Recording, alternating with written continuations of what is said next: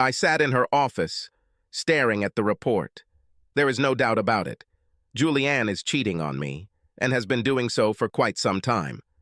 My suspicions arose that evening. She was drunk. Julianne doesn't drink often, but we went to the neighbor's house for a party they were throwing. Their son returned from the Navy and proposed to his girlfriend. There was a lot of fun, and we both drank more than we should have. Neither of us were completely drunk, but we were having a lot of fun, and when we got home, I was a little excited, to say the least. I went to the bathroom to brush my teeth and do my nightly chores, and by the time I was ready for bed, Julianne had fallen asleep, still fully dressed and only half laying on the bed. I went back to the bedroom, and seeing her so vulnerable, I ran my hand down her leg, hoping to wake her up and get some sex. She was only half awake and moaned. "Please, Ben," she muttered. "No more. My name is Steve. Ben is the guy she works with, who had dinner at my house, whose wife I know, and who we went on vacation with." Suddenly, I became completely sober. I thought all night, isn't this just a Freudian blunder? Maybe she's fantasizing about her coworker, or maybe they're actually doing something more than just working together. I thought about asking her about it the next day, but I knew that she would either laugh at me or explode at me with anger. Juliana is a scary sight when she's furious, but I need to know. I'd love to say that I'm the kind of man who could get his hands on surveillance equipment or order something from Amazon and tap her phone and purse, but that's not me. And according to most of the stuff I've read online about these things you can buy on Amazon, they don't actually work. I'm also not one of those people who has enough money to spend on private detectives. Oh, I'm doing okay, the house is pretty nice, and I'm on top of all my payments, but I don't have thousands of dollars lying around. I work as an accountant for a small healthcare IT company. I handle payroll and expenses. Not the most exciting job in the world, but it pays the bills. Or at least my half of the bills. Julianne also works at a local advertising agency. She creates copy for both online and radio advertising campaigns. True, she has not yet managed to make her way onto television. She earns a little more than I do, and we saved money together until we got to the point where she could take enough time off to have our first child. We have been saving money throughout our 4-year marriage. Sex with Juliana is amazing. Even now, after 6 years of marriage, it has not turned into a routine. I've heard of couples having sex once or twice a week or less, always on the same day, every week, and always in the same way. With us, everything is much more spontaneous. It is extremely rare for either of us to reject the other's proposal, no matter when or where, and she probably proposes to me more than I propose to her. We make love on average 4 times a week, and there is not a single place in the house where we do not have sex. This includes a garage, an attic, and even once, crawling under the floor. I can't even say that anything has changed in our relationship. We still make love as many times and as spontaneously as before. That's what I clung to, hoping that she just said the wrong name, simply because she works with Ben every day and is used to calling him by his name. It was already 4 o'clock in the morning, and I still couldn't fall asleep. Thoughts and actions continued to swirl in my head. How do I find out and what to do if she cheated? I generated one scenario after another where I find her in the arms of her lover and do everything from blowing her own brains out in the room as they look on in horror to blowing his brains out and then hers.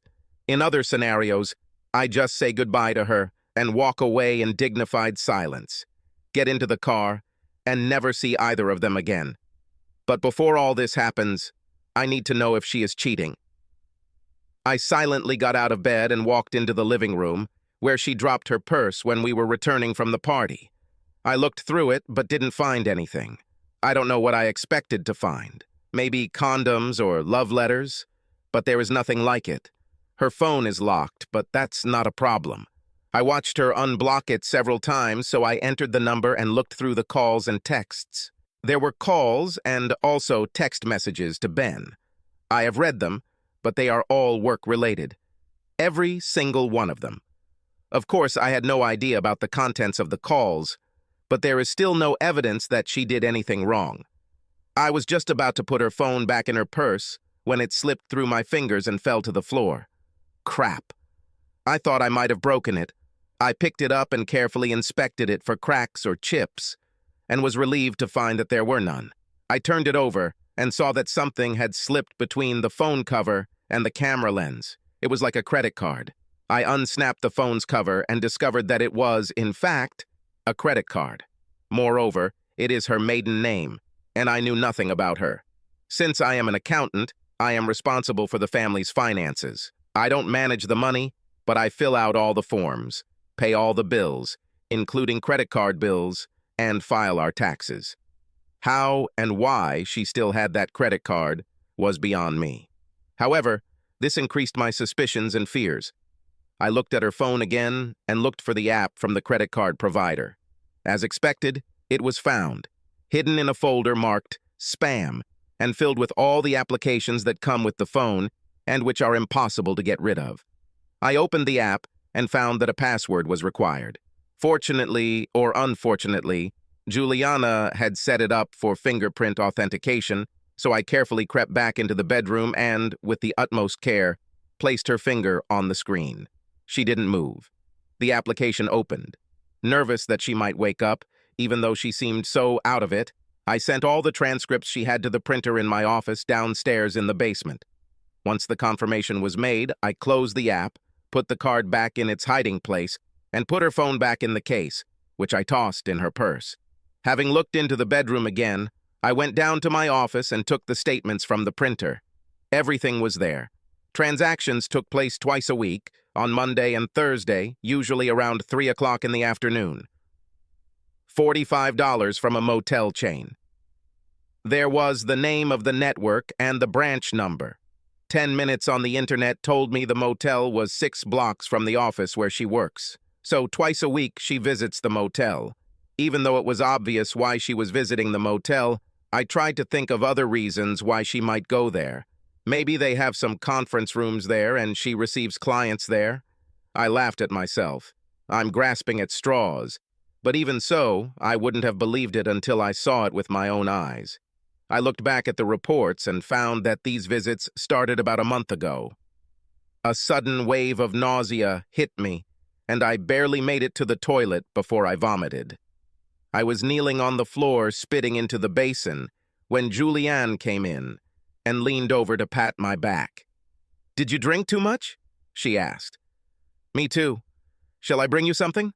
I shook my head, still clutching the papers in my hands and pressing them to my chest, desperately wanting her not to see them. "I just need some time," I said. "Go back to bed. I'll be there in a minute." "Okay," she said sleepily. She leaned down again and kissed the back of my head. I hit my forehead on the toilet seat as I pulled away from her, but she didn't seem to notice. I stayed in the bathroom for another 15 minutes until the nausea passed, and then I returned to my office and hid the statements among other papers. I knew there was no way Juliana would accidentally find them. She almost never comes into my office, although I have had her leaned over my desk more than once. As far as I know, she never comes there when I'm not at home. But what do I know? As far as I know, she faithful and a devoted wife. I returned to the living room but couldn't bring myself to go to the bedroom.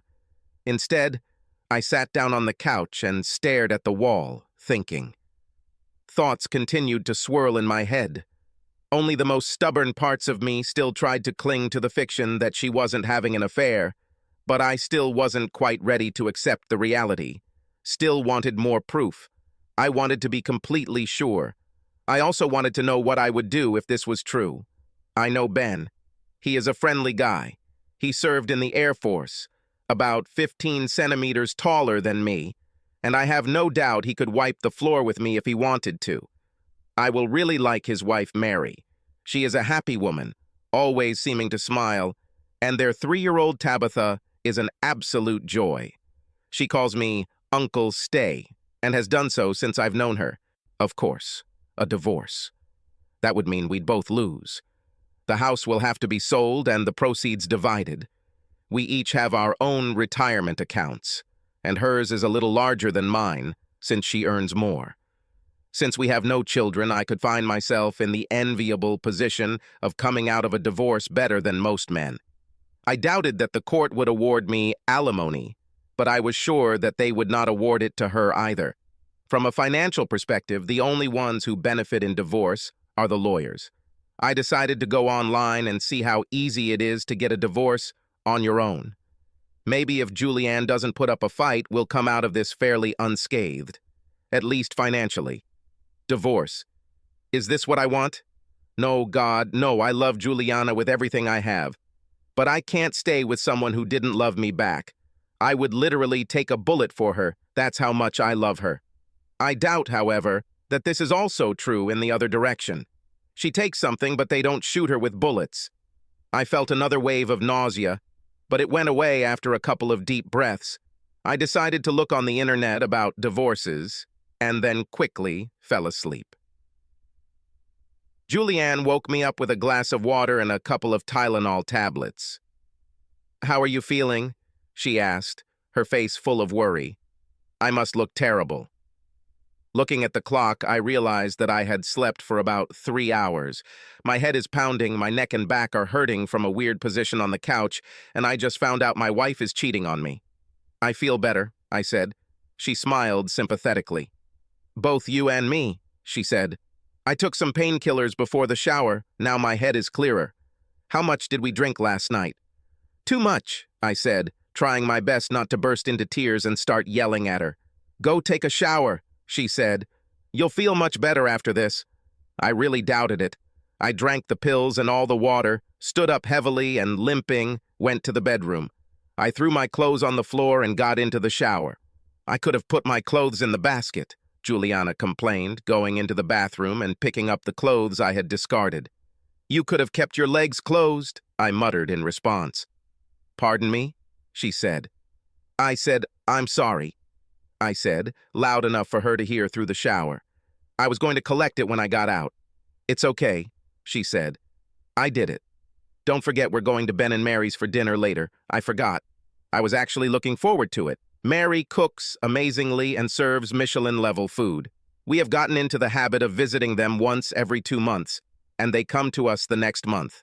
Julianne is a good cook and does a great job in the kitchen, but I always preferred going to them. Only today, I really didn't want to go.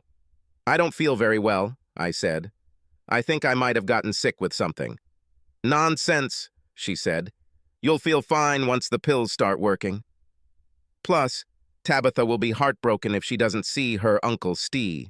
We spent most of the day as we usually spend a Saturday. Once or twice, I saw a look in Julianne's eyes that said she was horny and trying to provoke me into sex. Each time I pretended not to notice and moved on to something else. I don't know if she noticed it or not, but I've been playing the I don't feel good card all day. This seemed to suit her. I wasn't sure that even if I tried to have sex with her, I would be able to. I have a terrible feeling that I'm either going to throw up on her or I just can't handle it. In my mind, I see Ben having sex with her and bringing her to ecstasy.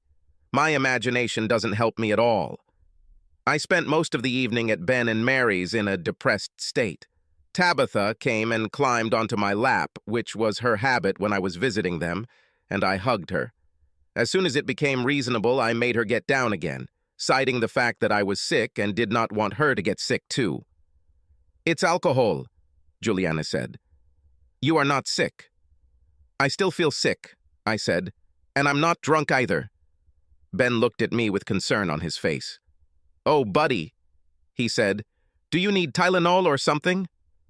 I had an almost uncontrollable urge to punch him in the face, and then the image of him and Juliana appeared in front of me again.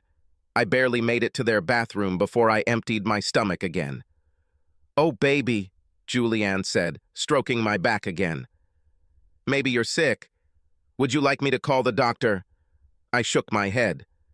"They'll just say it's a virus," I said. "They'll tell me to drink water and call them in 3 days if I don't get better." "Come on," she said caringly. "Let's take you home."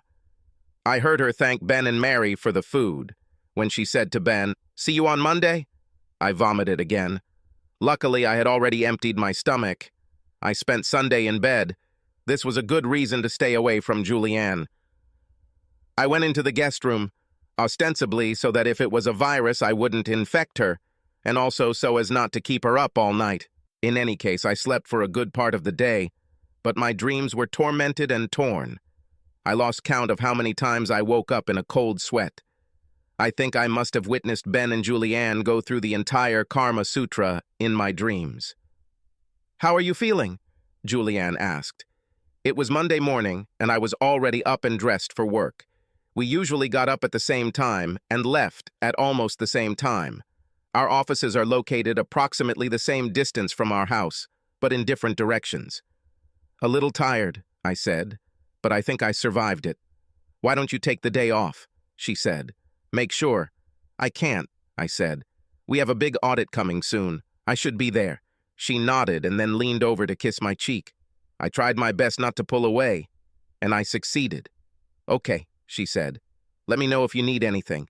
See you tonight." I nodded. We both got into our cars and drove off in different directions. I drove 1 block, turned the corner, and stopped. I called my boss and said I was sick and might not be in for a few days. "Okay," he said. "If you're not there after Wednesday, call again." I said I'd call and hung up.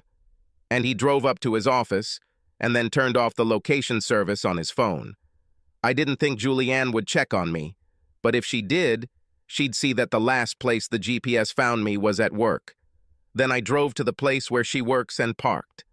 I left the car in sight, went and sat in a cafe on the next street. I brought my laptop and sat by the window, as if doing some work. Ordered coffee and Danish pie. I suddenly felt hungry. Just after 12, I saw Julianne's car leaving her company's parking lot. I'm sure she can't see me through the coffee shop window. I didn't run out into the street, having a good idea of where she was going. Plus, Ben's car is still in the parking lot. I didn't want to run into him. Then a thought occurred to me. I assumed that it was him she was meeting at the motel, mainly based on the fact that she said his name. What if it's not him? What if it was just an innocent mistake and I accidentally stumbled upon her affair with someone else? I was about to leave the cafe when I saw Ben's car. She was driving in the same direction as Juliana. I sighed. Is it from relief? Is it better or worse that she cheats with him? I left the cafe and went to the motel. Now I have a problem. I saw Juliana's car in the parking lot, but it's parked outside the motel office. Ben's car is parked in front of one of the rooms. I hoped they were in this particular room, otherwise I'd have to look through windows all over the motel. Perhaps I will be arrested. I approached the room and noticed that it was one of the few with closed curtains, which was a good sign. Or at least a sign that I had found the right number. Good is probably not the right word to use. The front of the motel is in the shade, which was lucky. If the sun were shining through the window, my shadow would be visible even through the curtains. I walked to the block and just sat down on the floor under the window. Since Ben's car was parked in front, I was not visible to anyone who wasn't on the path in front of the blocks. I listened and heard someone talking, a man and a woman, but I could neither identify their voices nor hear what they were saying. I turned on my phone camera and raised it over the edge of the windowsill. There was a gap of about 1/2 centimeter between the bottom of the curtains and the curtain rod. After all, this is a cheap motel. I was able to look into the room where I saw Julianne sitting on the bed and Ben standing in front of her. All doubts were dispelled over the next 10 minutes as I watched and recorded the beginning of their sex session. I saw enough. I can't make a porn film. I collected evidence. I played the video, which I now have on my phone, and the images weren't bad. I wanted to be sure that both parties could be identified, so I set the camera to maximum quality and took a dozen photos. Enlarged the image of faces. There could be no doubt who was there and what they were doing. I crawled away from the window on my hands and knees. I again had thoughts of doing something with his car, or with hers, but there was no point. I just need to get home and get things moving. It was 12:15. I was home by 2. By 3, I filled out and filed the divorce papers, printing out a copy for Juliana. Her signature was required. If she refuses, I will have to hire someone to serve her and go to court. If she signs, we can get a divorce in just 60 days. I paid off and canceled our shared credit cards. I opened a bank account in my name and transferred exactly half of the balance of our joint account into it. Created a report on our finances, listing all of our assets, including our house, retirement accounts, and savings, of which I also took half. Everything was taken into account down to the last cent. I could leave, I could take out my things, but this is my home. I wasn't going to leave until I had to. I couldn't afford to stay in a motel or hotel for a long time. I still need somewhere to live until this is all over. I moved all my stuff into the guest room, clearing out my closet and drawers. I downloaded the video file and photos onto my laptop and printed out pictures from both the video and photos. I also scanned all my credit card receipts. I wrote a letter to Mary stating what I had found and enclosing all my evidence. The departure was scheduled for 6 in the evening. I wanted to give myself a chance to talk to Juliana before Mary found out. She'll obviously tell Ben, who will, of course, call Julianne. I was ready. Unfortunately, it was still only 4 o'clock in the afternoon, and Julianne wouldn't be home for another hour. I wondered what Ben would do when Mary attacked him. The thought occurred to me that he might break in and attack me. I went to the garage and searched until I found what I needed. I've had this baseball bat since I was a teenager. It was a gift from my father, along with a ball, long lost, and a glove that seemed to have just been inhabited by a family of spiders. I took the bat, cleaned it, and carried it into the house, leaning it against the wall behind the sofa, close enough to the hand, but not immediately visible. I hoped I wouldn't need it. This time, Juliana really came early. She entered the house smiling. "Hi, honey," she said. "How are you feeling?" She looked at my face and the stack of papers in front of me. None of them were visible to her. "Is there something wrong?" she asked. "You could say that," I said. "Sit down. I have something to show you." She threw her purse on the floor and sat down on a chair opposite where I was sitting on the sofa. I handed her the divorce papers. She looked puzzled at first, but then her eyes widened. "What is this?" she asked. "It's written here, right here at the very top," I said. "I don't understand," she said. "Divorce? Why do you—" "Is it not?"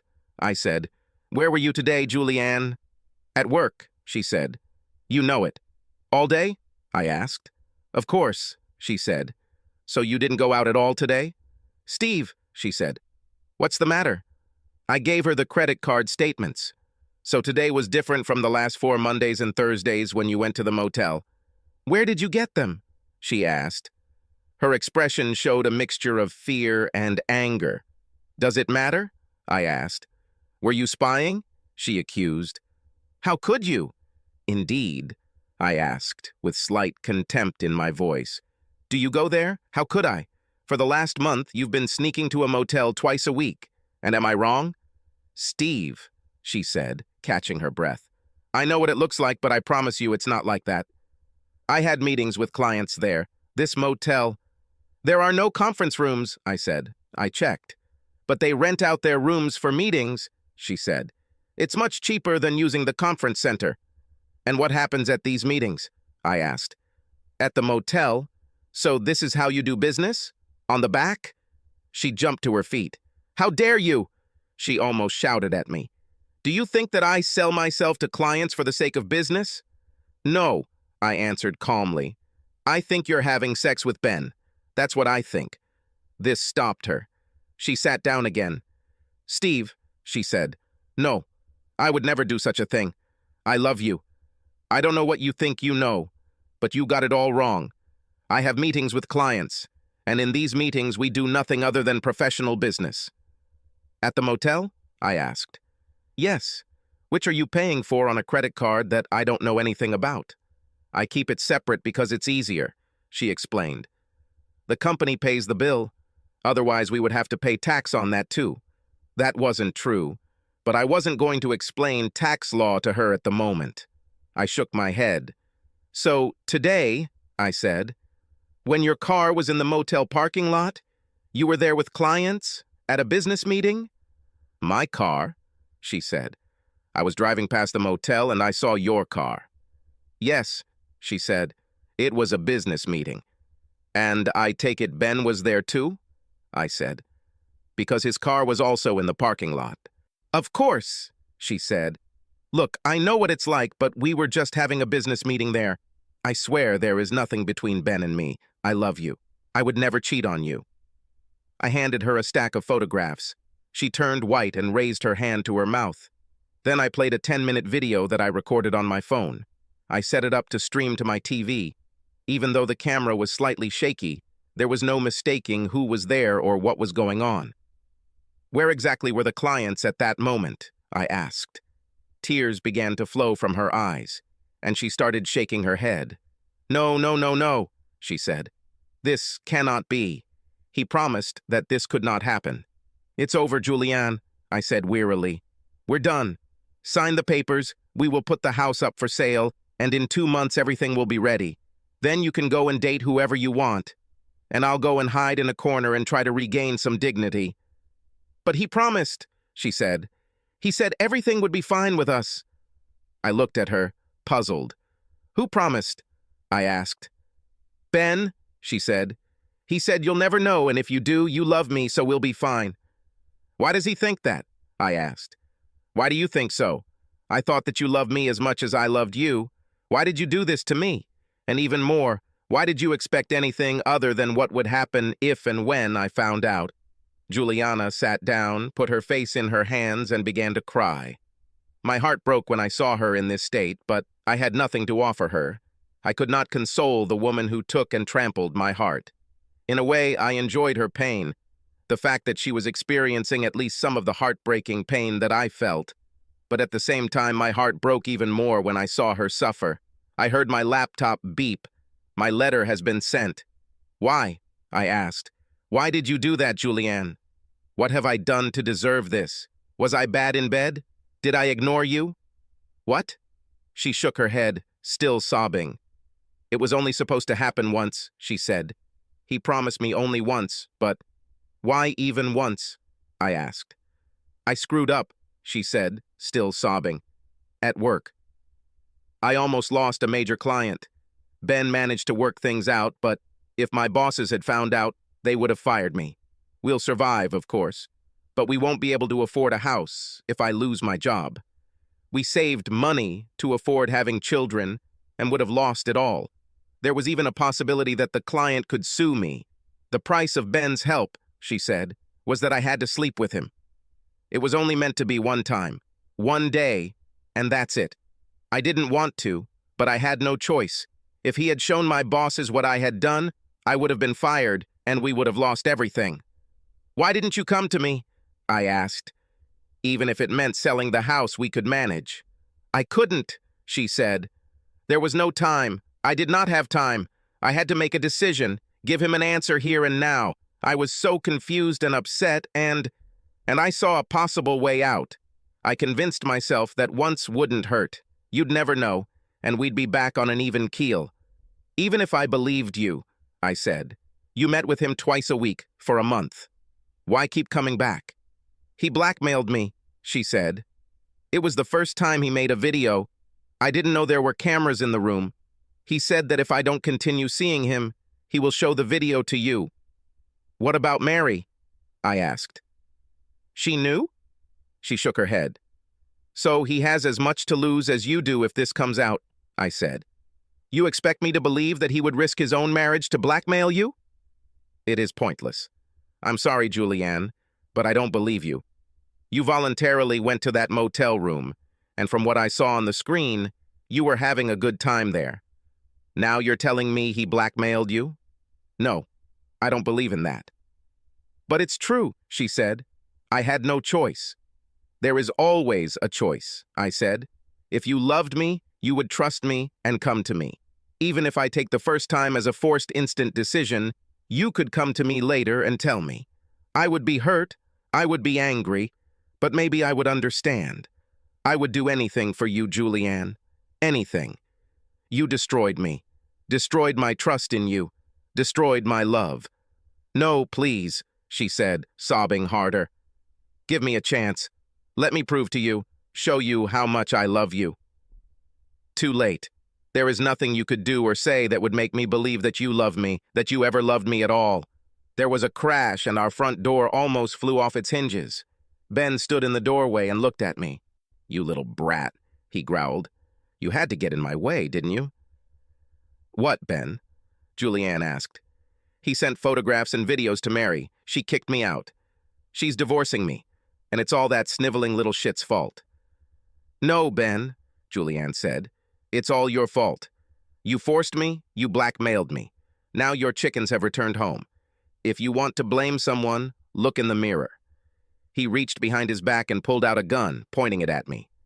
"You are a little shit," he shouted and pulled the trigger. I still don't know what happened next. I heard Julianne scream and saw her jump up.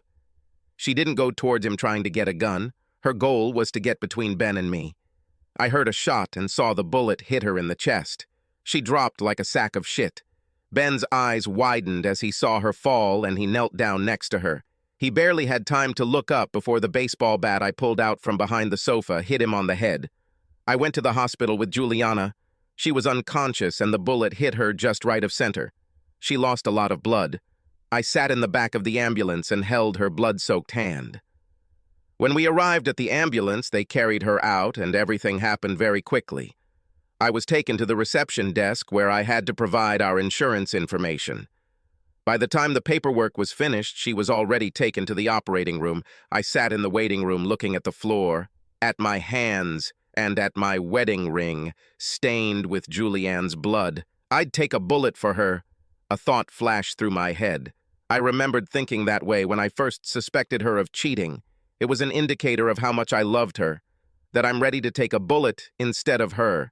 And that's exactly what she did, for my sake. The scene repeated itself in my mind.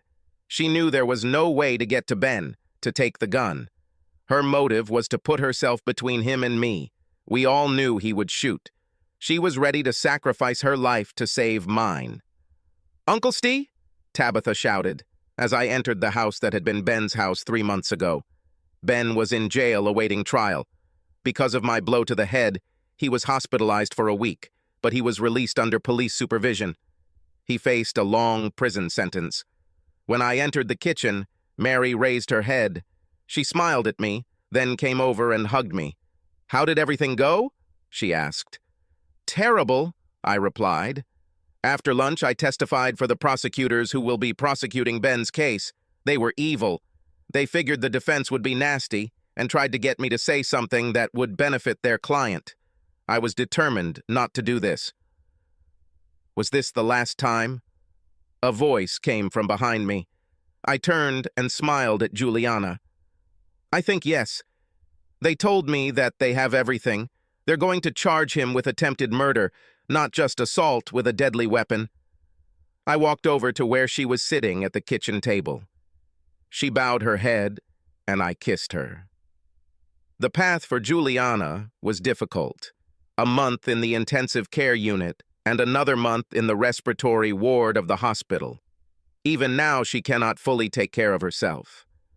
That's why I left her with Mary while I went to the lawyers. Mary turned out to be a godsend. She looks after Juliana when I have to run errands or work. I managed to convince my boss to let me work from home most of the time, so I'm with her all the time. But sometimes I need to get away, and on those days, Mary and Tabitha come to our house, or I bring Juliana here. It took me almost a full month, while Julianne was unconscious on the ventilator, to decide what to do. Mary found a recording on Ben's phone of his first meeting with Juliana. When she showed it to me, I wanted to go and hit Ben's head with a baseball bat again. There were 2 files on his phone. One lasted about 10 minutes and showed Ben and Julianne having sex. But another, much longer, unedited one showed her crying and begging him not to do it.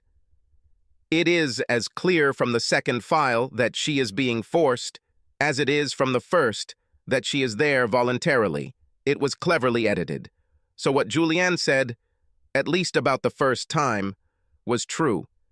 And given the edited file, we can assume that she was telling the truth about other cases as well.